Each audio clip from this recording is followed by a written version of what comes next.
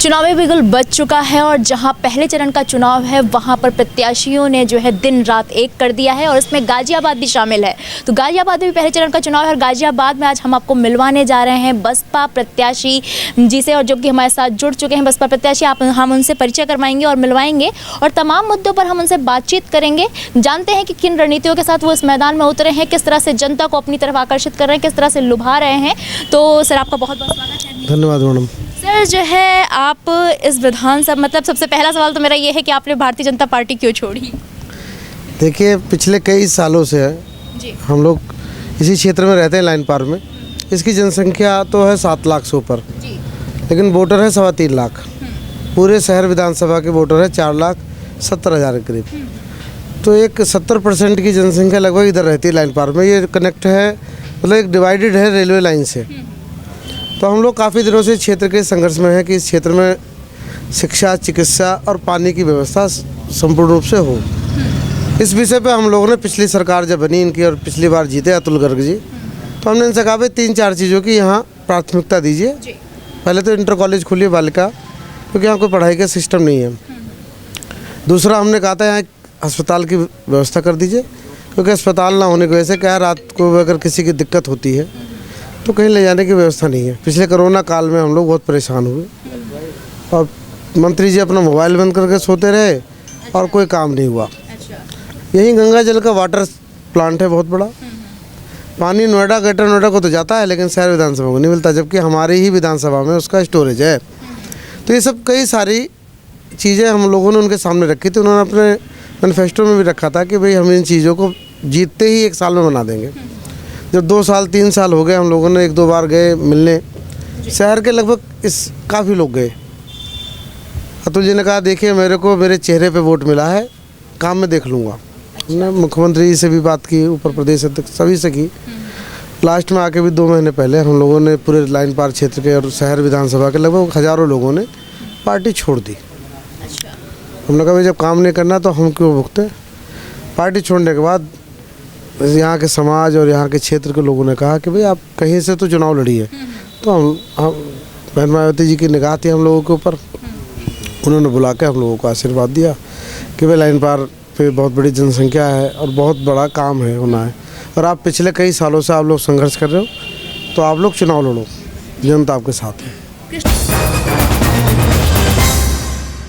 आप इससे पहले 2 बार गोंडा से मतलब चुनाव लड़ चुके हैं, तो मतलब आप यहाँ से आपने दावेदारी क्यों की गाजियाबाद विधानसभा? देखिए, मैं यहीं रहता था उस टाइम में, जिला अध्यक्ष था गाजियाबाद का। पार्टी ने आदेश किया, वहाँ पे इनको कोई दिक्कत आ रही थी। वहाँ मेरा ननिहाल है गोंडा में। हाँ, अच्छा। परिवार पुश्तैनी घर भी है, लेकिन जिस जगह सड़ा वो ननिहाल भी है। तो पार्टी का आदेश था कि वहाँ कुछ विवाद था, ब्राह्मण लड़ाना था, ब्राह्मण कोई मिल नहीं रहा था। तो मुझे जब पार्टी ने आदेश किया राष्ट्रीय अध्यक्ष जी ने कि आपको जाकर वहाँ चुनाव लड़ना, तो मैं गया था। लेकिन मैं कह के गया था कि मैं भाई गाजियाबाद ही रहूँगा, यहाँ राजनीति करूँगा। लड़ाने आप भेज रहे हैं, आपको कोई दिक्कत है तो मैं लड़ाऊँगा, भाई पार्टी का आदेश सर्वोपरि। अच्छा, तो आपकी टक्कर फिर तो यहाँ अतुल गर्ग से होगी? भाई हमारी टक्कर किसी नहीं है, जो हमसे कोई मान रहा हो तो बात दूसरी है। अच्छा, आपसे तो जो है वो मतलब आपने बताया कि उन्होंने कोई काम नहीं किया है, लेकिन आप यहाँ पर अब तक जो है सत्ता में ना रहकर भी आपने यहाँ की जनता के लिए अब तक क्या किया है जो जनता मतलब आपसे प्रभावित हो? देखिए, हम लोग कोरोना काल में लगभग यहाँ की जितनी भी जनता थी उनके खाने का प्रबंध, पीने का और रहने के लिए हम लोगों ने उनके प्रबंध किया। दवाई के लिए डॉक्टर बुला के बैठाए, रोज़ उनकी जाँच करवाते थे और निःशुल्क दवा हमने बांटी है। लगभग हम यहाँ हज़ारों परिवारों को रोज़ भोजन देते थे, राशन देते थे। कोरोना काल में मंत्री जी तो घर में सो रहे थे, हम सड़कों पे थे, और यहाँ सभी परिवारों में हमने भोजन राशन की व्यवस्था करवाई, दवा की व्यवस्था करवाई। जो बीमार होता था लड़ाई झगड़ा करके उसको एडमिट करवाना और उसकी दवा का संपूर्ण व्यवस्था करते थे हम लोग। तो क्षेत्र से हम लोग जुड़े हुए हैं। पिछले 25 सालों से मैं इस क्षेत्र में यही काम कर रहा हूँ। लोगों से काम होते हैं, कोई बैठते हैं हम लोग, और मैं पार्टी के बड़े बड़े पदों पर रहा, तो इस क्षेत्र में मेरी एक अलग पहचान है। अच्छा, यहाँ पर कहा जाता है कि वैश्य समाज के जो लोग हैं, वैश्य वोटर, वो जो है निर्णायक भूमिका निभाते हैं। तो जो है तो मतलब उनके बीच क्या वो है, आपका जा रहे होंगे क्षेत्र में, तो क्या मतलब वो इस तरफ बसपा की तरफ हैं कि नहीं, क्या लगा आपको? देखिए, बहुजन समाज पार्टी के साथ लगभग सभी लोग हैं, वैश्य भी हैं, बहुत मात्रा में वैश्य हैं। हमारे सुरेश बंसल जी इससे पहले विधायक रहे, उनके साथ पूरा समाज जुड़ा रहा, अभी भी जुड़ा हुआ है। ये तो विरोधी पार्टी भ्रम फैला रही है कि जी यहाँ सबसे ज़्यादा निर्णायक भूमिका में यहाँ बहुजन समाज पार्टी का दलित वर्ग है, और उसके बाद ब्राह्मण है, उसके बाद ठाकुर जाति है, मुस्लिम है, फिर वैसे है, जनसंख्या के आधार पर वैसे यहाँ आता है। लेकिन बहुजन समाज पार्टी को सभी वर्गों का वोट मिल रहा है, सभी वर्ग साथ चल रहे हैं। हमारे साथ वैसे समाज भी है जो प्रचार कर रहा है, ऐसा नहीं है कि वैसे समाज हमारे साथ नहीं, बहुत है, अब वोट भी कर रहा है, क्योंकि वो इतना तंग आ चुका है हमारे विधायक जी से कि उन्होंने किसी से मिलना पसंद नहीं किया। 5 साल में मुश्किल से कोई होंगे तो 100-200 लोग होंगे जिनके साथ वो बैठे होंगे।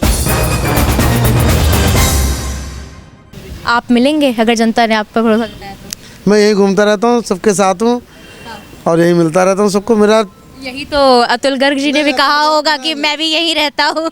अतुल गर्ग जी यहाँ इस विधानसभा में रहते ही नहीं हैं। वो राजनगर रहते हैं, कविनगर, वो हमारे विधानसभा में नहीं आती। और वो बिजनेसमैन थे, उनके पिताजी, वो अपने पिताजी की मतलब विरासत के चक्कर में आए, ज़बरदस्ती लड़ गए। एक धनाढ़ व्यक्ति किस तरह से चुनाव लड़ने आता है ये आपको जानकारी होनी चाहिए। अच्छा, तो यहाँ पर जो है क्या करवाना चाहते हैं अगर जनता ने भरोसा जताया तो? सबसे पहले तो देखिए शिक्षा का यहाँ होना चाहिए। इस लाइन पार में 7 लाख जनसंख्या है और इस शहर विधानसभा में टोटल मिला लिया जाए तो 10 लाख के करीब जनसंख्या हो रही है। इस पर एक डिग्री कॉलेज, बालिका डिग्री कॉलेज, एक और डिग्री कॉलेज होना चाहिए।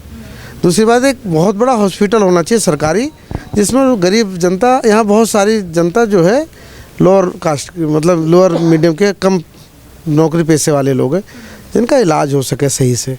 बड़े बड़े हॉस्पिटलों में इलाज नहीं करवा पाते क्योंकि उनका पैकेज होता है। अभी कोरोना काल में लोगों को इसलिए परेशानी हुई कि बैंक, मतलब हॉस्पिटल ने पैकेज बताया जी मेरा तो 25 लाख का है, 30 लाख का, तो ये गरीब जनता 30 लाख कहाँ से लाएगी? तो इसलिए एक हॉस्पिटल यहाँ बढ़िया होना चाहिए जिसके से लोग अपनी दवा करवा सकें। और पानी पीने की सबसे ज़्यादा समस्या इस क्षेत्र में है, खारा पानी है और भूजल यहाँ का नीचे जाता जा रहा है, हर साल 10 फीट नीचे जा रहा है। तो पानी की व्यवस्था जब यहीं का पानी 3 जिलों में जा रहा है, 2 जिलों में, तो हमें देने में क्या दिक्कत है? और ये नियम है कि जिस ज़मीन पे आप अगर पानी का कोई टैंक या कोई इस्तेमाल करते हैं तो उस क्षेत्र को 20% तो देंगे आप। तो हमें चाहिए जल, गंगा जल दुनिया पी रही, हमें नहीं मिल रहा है। हमारे क्षेत्र में टैंकर है। आपने शिक्षा पर काफ़ी विशेष ध्यान दिया, तो अपनी शिक्षा के बारे में बता दीजिए थोड़ा। देखिए जी, मैं इंजीनियर, मैकेनिकल इंजीनियर हूँ मैं पेशे से। अच्छा, पेशे से आप मैकेनिकल इंजीनियर हैं। सभी के स्टार प्रचारक जो है ज़मीन पे उतर गए हैं और जो है सब भी कल आई थी बहन। अच्छा, तो जो है मतलब लोग ये कह रहे हैं कि काफ़ी देर से वो सब कुछ कर रही हैं, प्रचार हो गया मतलब या मीटिंग हो गई तो बहुत देरी कर रही हैं। जितना कार्यकर्ता में के अंदर तेजी है उतना बहन जी के अंदर तेजी नहीं है, लोगों का कहना है। नहीं, ऐसा नहीं है। कल वो आए तो उससे क्या है, पूरे ज़िले में नहीं, आसपास के पूरे मंडल में उनके आने से बहुत तेज़ी आई है। आज कार्यकर्ता उत्साहित उनके नाम पे। आज इससे आपको पता चलेगा, आप शहर में घूमिए, बहुजन समाज पार्टी का कार्यकर्ता सड़कों पे है।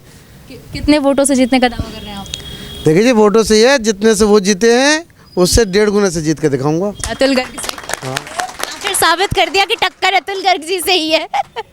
चलिए, बहुत बहुत धन्यवाद कृष्ण कुमार जी हमारे साथ जुड़ने के लिए। और कृष्ण कुमार जी ने जैसा कि बताया कि जो है जितना वोट अतुल गर्ग को मिला था उससे जो है 1.5 गुना ज़्यादा जीतेंगे। तो जो है 10 मार्च को ये जनता फैसला करेगी। 10 मार्च को जो है हम आपको ज़रूर बताएंगे यहाँ का गाजियाबाद का परिणाम। और आप लगातार एम न्यूज़ के साथ जुड़े रहिए। सवाल सत्ता से कीजिए, विपक्ष से नहीं।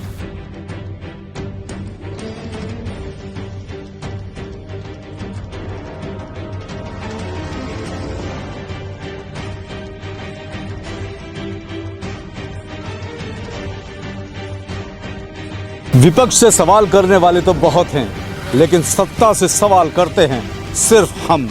इसलिए एम न्यूज़ के साथ जुड़िए और कीजिए सत्ता से सवाल।